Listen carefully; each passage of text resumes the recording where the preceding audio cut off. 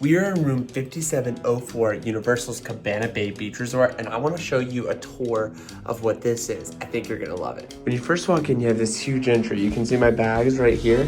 This is a great spot to store things. Absolutely amazing if you have a whole family staying in this room. You then have a simple closet right here that has like an iron and a place like hangers and stuff like that. Right there, we'll get to that in a minute, but first we're gonna swing into the bathroom. You have a single vanity, which is very functional, a cool shaped mirror. You have a commode and a shower. This is kind of a traditional shower. It does have a tub, so if you have kids and you need to use that tub, that is a great thing as well.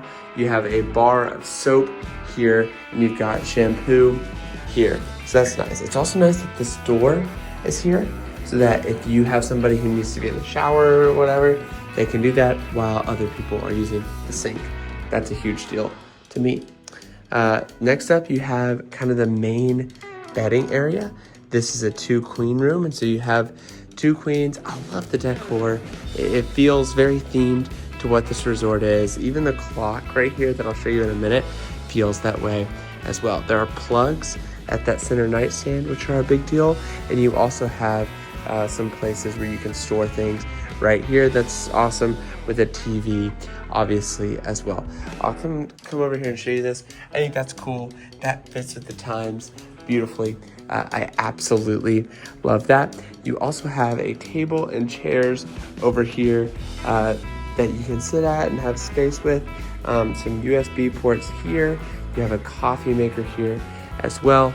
And then right here you do have a mini fridge, which is absolutely awesome.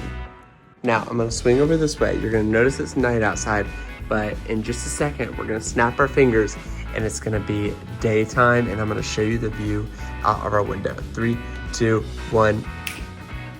And just like that, it's daytime. Now here's the problem.